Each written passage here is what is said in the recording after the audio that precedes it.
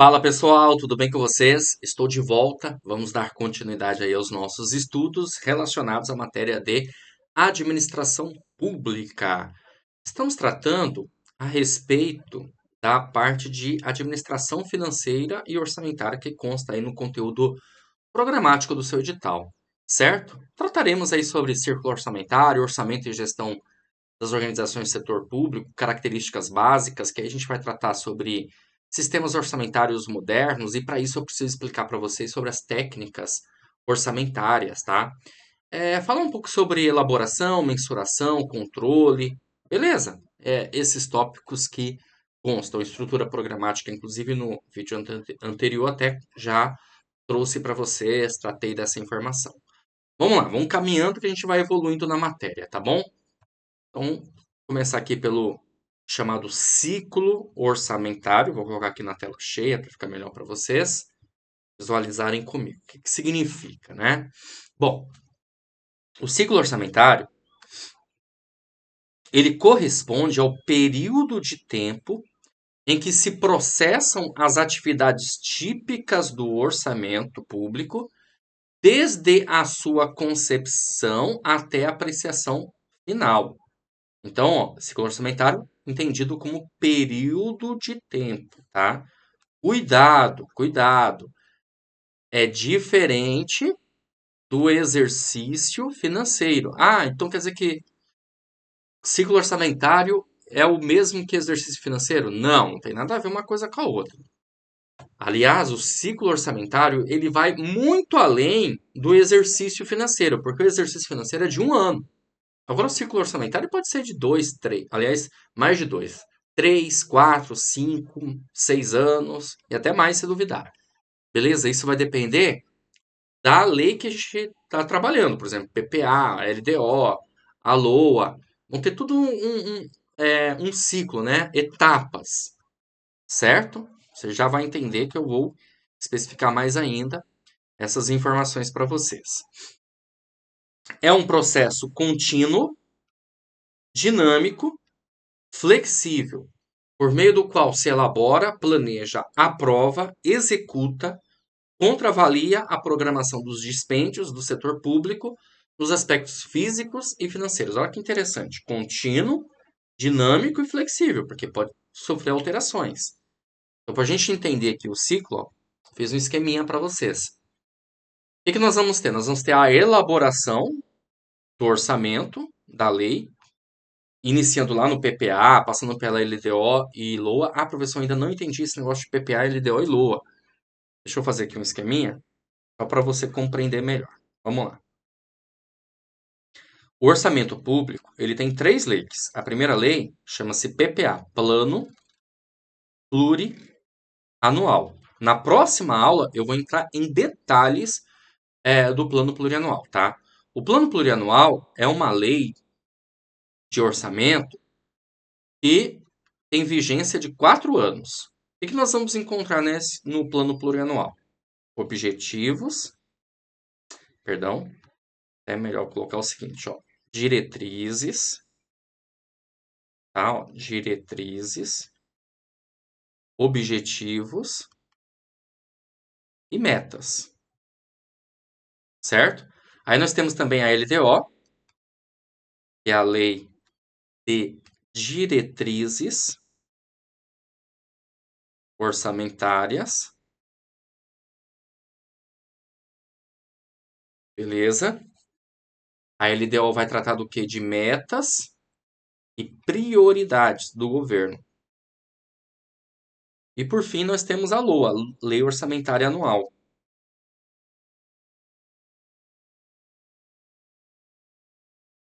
A Lei Orçamentária Anual, pessoal, ela é o orçamento propriamente dito. Porque o que nós vamos ter na lei orçamentária? As receitas e as despesas.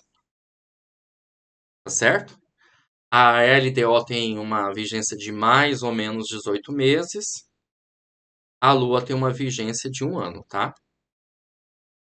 Por que eu estou mostrando isso aqui para vocês? Porque todas elas vão entrar no quê? No chamado ciclo orçamentário que eu acabei de explicar.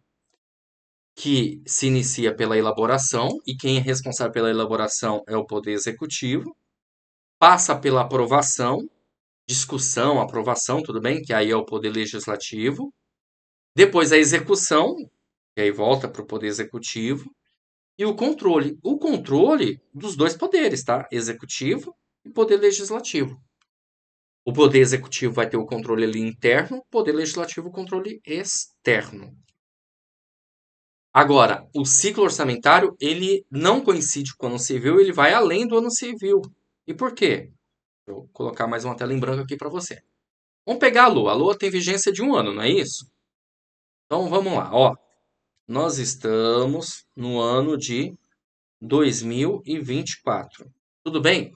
No ano de 2024, o que nós estamos tendo aqui no ano de 2024? A execução da LOA 2024.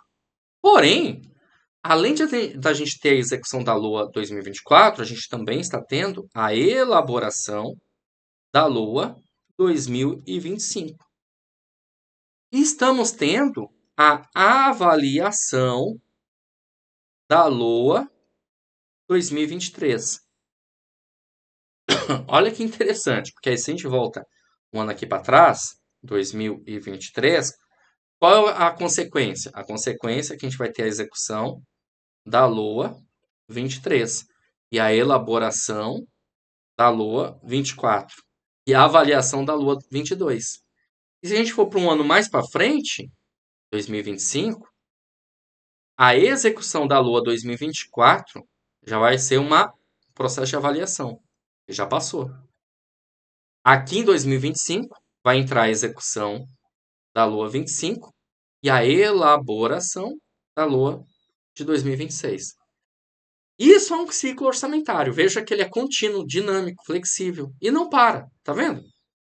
Então veja, se a gente pega uma única LOA, vou pegar aqui a LOA 2024, que é o nosso exemplo, já que nós estamos em 2024. A gente pega a LOA de 2024, ela foi elaborada em 2023, sendo executada em 2024 e vai ser avaliada em 2025. Olha que legal. Isso, ciclo orçamentário. Ficou claro para vocês aí? Espero que sim, né? Espero que vocês tenham entendido a respeito disso, dessa ideia do ciclo orçamentário, tá bom? Mas vamos dar continuidade aos assuntos, vamos lá, relacionados, né? Bom, ciclo orçamentário, sequência de fases ou etapas que deve ser cumprida como parte do processo orçamentário.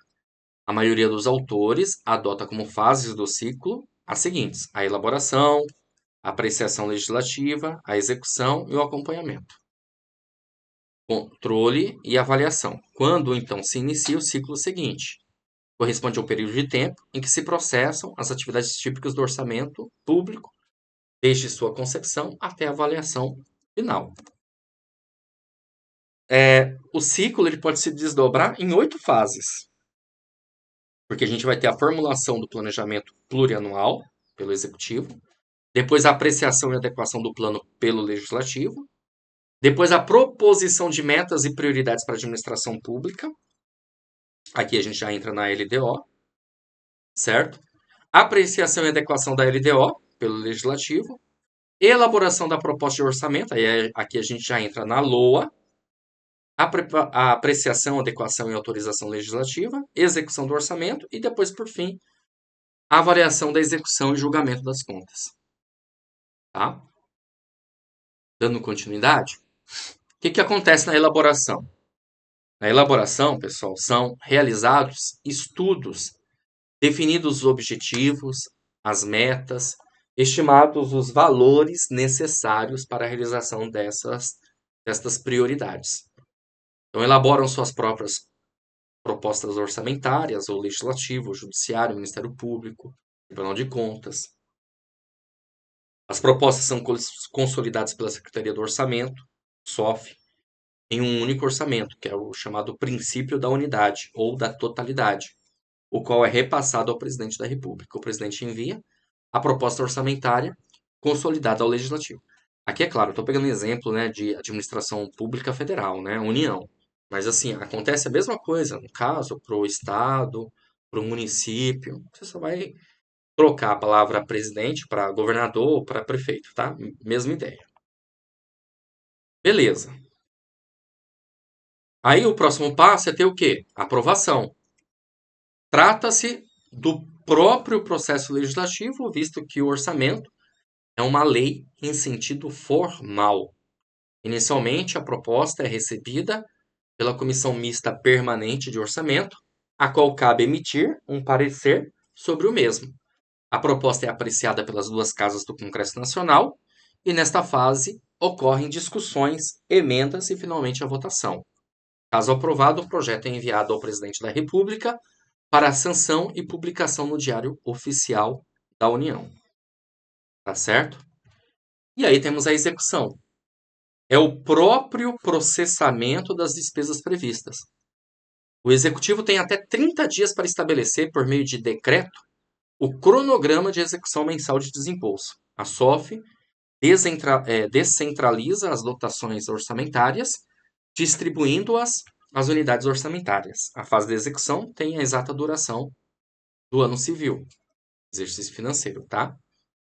Aí depois a gente vai passar para a fase do controle e avaliação, que é a aferição e o acompanhamento da execução das despesas, verificando se os prazos estão sendo cumpridos e os padrões e normas estão sendo respeitados.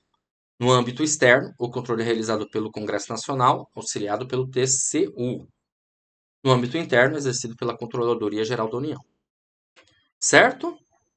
Legal. Então, entendemos aqui como que ocorre, né, galera, o chamado, como eu falei para vocês, ciclo orçamentário. Aí, a partir disso, a gente tem que estudar sobre proposta orçamentária, essas coisas todas que eu já vou mostrar aqui para vocês, inclusive. Certo? Então, vamos lá. A continuidade. Ó, processo orçamentário. Para que haja tudo isso, o que vai acontecer? É preciso encaminhar uma proposta orçamentária, tá? Então, no caso da União, por exemplo, e aí acontece também nos estados e municípios, como eu já falei, materializa o projeto de lei orçamentária encaminhado pelo Poder Executivo ao Congresso Nacional. É o projeto de lei elaborado pelo Poder Executivo, contendo a estimativa da receita e a fixação da despesa para determinado exercício financeiro. Depois de aprovada pelo Legislativo, sancionada pelo Presidente da República e publicada na imprensa oficial, converte-se na Lei Orçamentária Anual. Nos termos da Constituição, a proposta orçamentária deve observar as disposições do Plano Plurianual em vigor, bem como da Lei de Diretrizes Orçamentárias para o exercício. Tudo começa com a fixação da meta fiscal de resultado primário, na Lei de Diretrizes Orçamentárias. Essa meta representa o volume de recursos que o governo federal pretende economizar no ano seguinte, a fim de honrar suas dívidas e manter a reputação de devedor confiável. O Ministério da Economia, hoje Fazenda, né, por meio de secretarias, faz a previsão das receitas que deverão ser arrecadadas, com base em cálculos econômicos.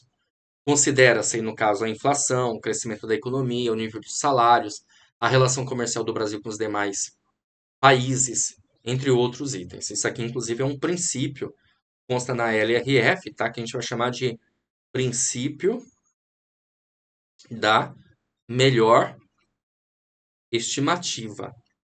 Por que que a gente utiliza esse termo, esse nome? Porque, na verdade, você está fazendo cálculos para saber o quanto, ou ter uma previsão de quanto será a arrecadação para o próximo ano, tá? Beleza? Então, o artigo 12, lembrei agora, da LRF, vai tratar disso, que é preciso levar em consideração inflação, crescimento, nível de salários, relação comercial, blá blá blá, para ter justamente uma previsão das receitas que deverão ser arrecadadas. E tem que estar mais próxima possível da realidade, por isso chamado de princípio da melhor estimativa. Vamos lá, caminhando. Com a receita estimada, desconta-se a meta fiscal fixada na LDO e chega-se ao volume de recursos que poderão ser aplicados nas despesas do governo. A maior das despesas do governo é obrigatória e não há, portanto, opção do governo que tem que incluí-la no orçamento. Essas despesas têm seu pagamento determinado pela Constituição Federal ou pela legislação. Exemplos, né? Transferências constitucionais. Opa, peraí. Ó, vou pegar aqui o marca-texto porque é melhor. Transferências constitucionais para os estados e municípios são despesas obrigatórias, tá? Pagamento do funcionário público, gastos com dívida pública, pagamento dos beneficiários previdenciários também. Depois de separados os recursos para as despesas obrigatórias, devem ser considerados os valores correspondentes às despesas prioritárias. Essas são as despesas indicadas na LDO como preferenciais, ou seja, elas terão precedência sobre as demais, ficando, por exemplo, mais preservadas diante de possíveis cortes de gastos. Então vamos lá. Você conseguiu compreender? Pegou aí? Então vamos lá. O governo faz o quê, né? Opa! Quais são as despesas obrigatórias? Essas não podem faltar no orçamento. Então, contabiliza lá. Beleza. Você já tem uma previsão de receita e aí você vai jogando esses valores de despesas. Depois que colocou todas as despesas obrigatórias, o próximo passo são as despesas prioritárias que constam na LDO.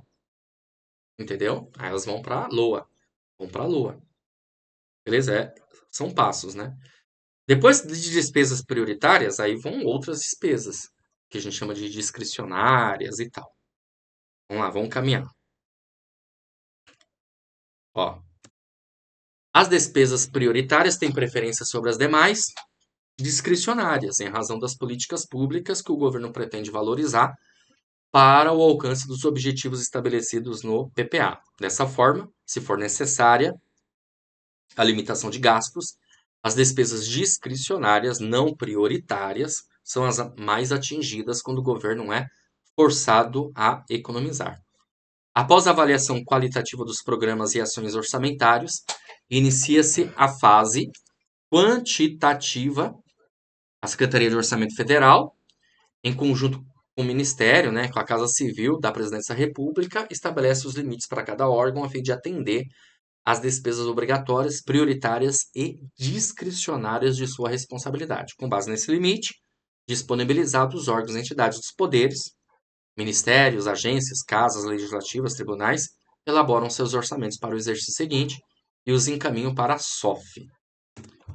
Feito isso, a SOF se encarrega de ajustar e consolidar todas essas propostas para, posteriormente, na forma de projeto de LOA, submeter à Presidência da República. Deve-se reforçar que o orçamento se baseia em estimativas. Por isso, na prática, sua execução é uma possibilidade, não uma obrigatoriedade. A realização do gasto depende da efetiva arrecadação da receita, das prioridades do governo e do atendimento de metas fiscais. Às vezes, você deve já ter escutado por aí, né, em jornais, revistas e principalmente na TV, que o governo teve um corte, fez um corte nos gastos. Por quê? Porque você tinha uma previsão de receita X, só que não entrou aquilo, não foi arrecadado aquilo. E aí você tem que cortar, né? Cortar os gastos, senão o déficit vai ser bem maior do que já está previsto. Bom, continuando, vamos lá. A Constituição Federal garante a aplicação de valores mínimos de recursos em algumas despesas. Por exemplo, gasto com saúde, educação, tá? Beleza? E aí vai, né? O projeto de lei orçamentária é enviado pelo presidente da República ao Congresso Nacional. No parlamento, inicialmente, a proposição é apreciada por uma comissão mista de deputados e senadores que devem preparar a matéria para a deliberação do plenário do Congresso Nacional. É durante a tramitação, na comissão mista de planos, orçamentos públicos e fiscalização, que nossos representantes têm a oportunidade de, em nome dos cidadãos, aperfeiçoar a proposta feita pelo Poder Executivo. Todos os deputados e senadores têm direito de participar do orçamento. Os parlamentares, as bancadas e comissões identificam as localidades onde desejam ver executados os projetos e serviços, bem como inserem novas programações com o objetivo de atender às demandas das comunidades que representam. Tá? Essas alterações são processadas por meio de emendas parlamentares, cujo período é de 1º a 20 de outubro. E para apresentar emendas ao orçamento, há uma série de regras e normas a serem observadas previstas na Constituição e em diversas leis, como, por exemplo, a LRF, a Lei 4.320 e a LDO. Essas normas, perdão, visam garantir, por exemplo, que o limite de gasto com o pessoal seja respeitado, a criação de despesa com duração continuada tenha uma fonte segura de receitas, não haja despesa sem receita correspondente, o orçamento seja equilibrado, as despesas sejam compatíveis com a LDO e também PPA, e não haja desvio de recursos para interesses privados. Olha só, uma questãozinha aqui para a gente observar isso.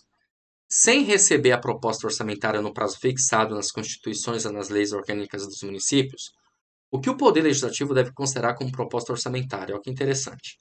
A estimativa de receitas, a estimativa de despesa, a lei de orçamento vigente, a simulação de créditos da Fazenda Pública. Eu já vou te dar a resposta e já te mostrar aqui mais uma informação importante, né? Que provavelmente a gente não conversou sobre isso. O gabarito aqui é a alternativa C, tá? Quando não se tem uma proposta orçamentária, que o ideal é o governo encaminhar uma proposta orçamentária, tá, gente? O ideal é o governo encaminhar um projeto de LOA, um projeto LOA, né? PLOA, que a gente chama. Projeto Lei Orçamentária Anual. Se ele não encaminhar, o que vai valer é a lei orçamentária vigente, tá bom? Por isso o gabarito aqui da questão, alternativa C. Nós vamos tratar também aqui do orçamento público sobre técnicas orçamentárias. Por quê? Porque hoje a gente vive um orçamento de sistema de modernização orçamentária. Mas é importante a gente ter uma noção dessas técnicas orçamentárias, inclusive as que não são mais utilizadas. Por exemplo, o orçamento tradicional, que é uma peça meramente contábil, um documento de previsão de receita e autorização de despesa, sem nenhuma espécie de planejamento das ações do governo, baseando-se no orçamento anterior. Prof, eu não entendi muito bem. Me explica melhor? Te explico. É assim. Os caras pegam simplesmente o que aconteceu no orçamento anterior e vai copiar e colar para o próximo orçamento. Ou seja, é um orçamento que não teve nenhum tipo de estudo. Então, esse orçamento é chamado de orçamento clássico ou tradicional. Obviamente que ele não se encaixa mais nos tempos de hoje, né? Beleza, continuando. Aí nós temos também o orçamento incremental. É aquele que, a partir de gastos atuais, propõe um aumento de ajustes percentual para o ano seguinte, considerando apenas o aumento ou a diminuição dos gastos, sem análise de alternativas possíveis. Esse tipo de orçamento, pessoal, que é utilizado inclusive nos tempos de hoje, mas a ideia é não começar por ele, é o seguinte: ó, nós tivemos X receitas e Y despesas. E as despesas foram superiores. Como que a gente vai fazer para o próximo ano? Aumenta a alíquota. Entendeu? Aumenta a taxa. Entendeu? Para quê? Para ter esse incremento. Olha só. Não é uma boa, porque isso é impopular, vamos dizer assim. Se eu e você ficar sabendo que vai aumentar uma taxa, uma alíquota, um imposto, ou vai se criar um novo imposto, nós vamos ficar bem chateados, né? Com o governo. Entendeu? Então é bem impopular. Bom, além disso, nós temos também o orçamento base zero, surgiu lá no Texas, na década de 70, que diz o seguinte: cada despesa é tratada como uma nova, cada despesa é tratada como uma nova iniciativa. E a cada ano é necessário provar as necessidades de orçamento, competindo com outras prioridades e projetos. Como assim, prof? É o seguinte, aqui, pessoal, o que ocorre é que, na verdade, a gente passa a ter a seguinte situação.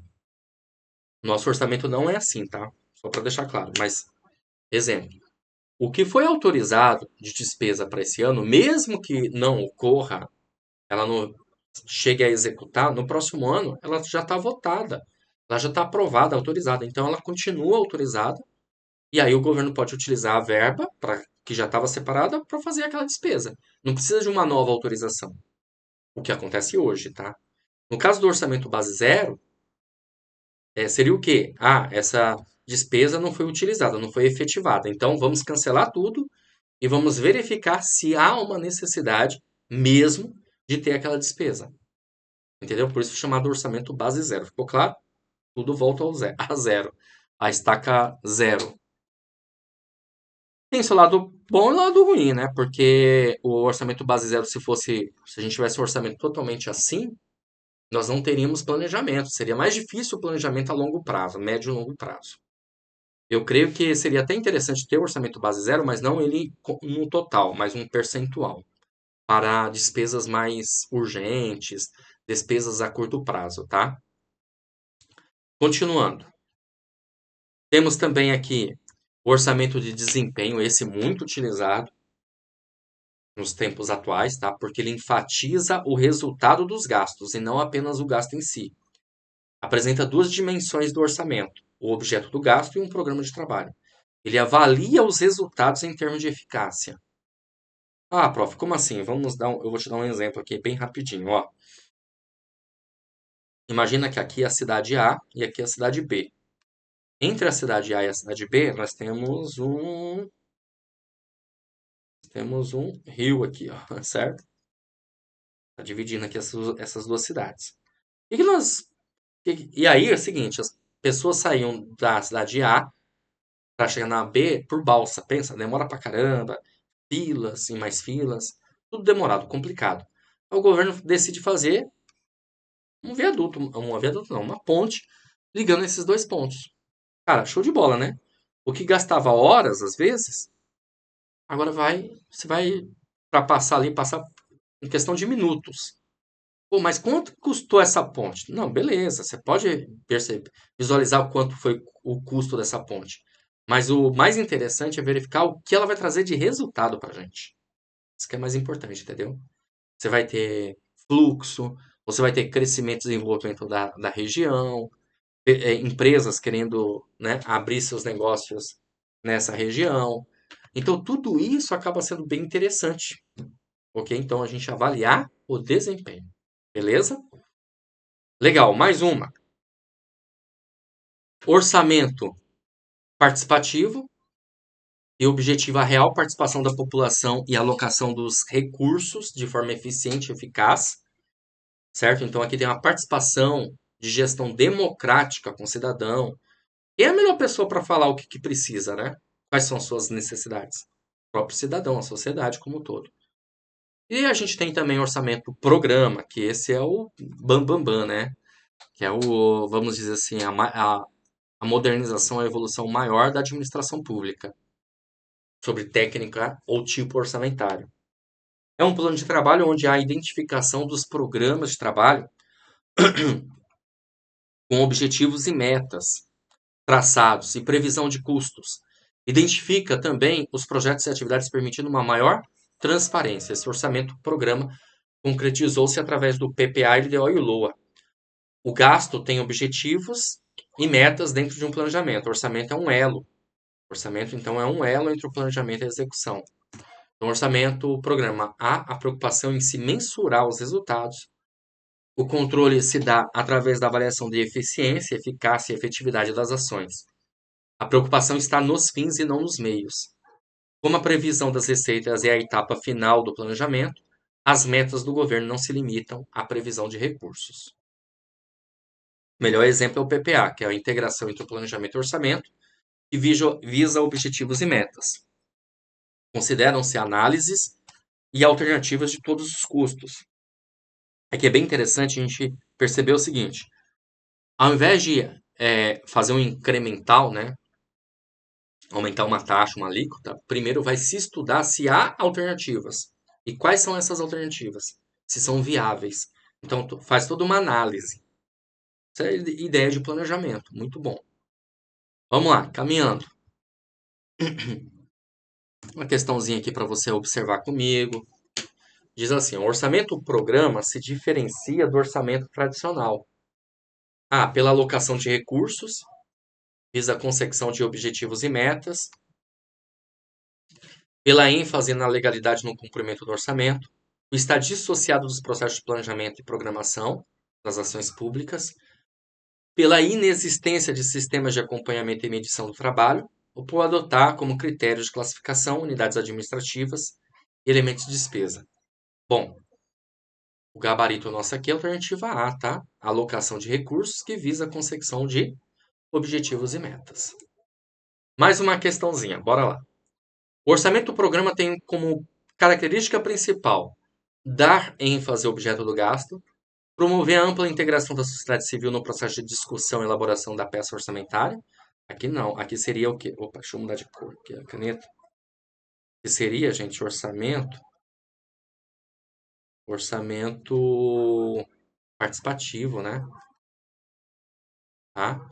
Incentivar a fixação da despesa das unidades orçamentárias sejam baseadas nas realizadas no ano anterior, acrescidas de um percentual que refletirá a inflação esperada. Aqui é o orçamento incremental. Tá? Ser um instrumento de fiscalização dos gastos do Poder Executivo, não. Efetuar a integração entre o planejamento do governo e o orçamento anual. Opa, exatamente isso, a alternativa E é o gabarito da questão, ok? Então é isso, galera. Eu vou ficando por aqui. Um grande abraço para vocês e a gente se vê numa próxima oportunidade. Valeu e até mais.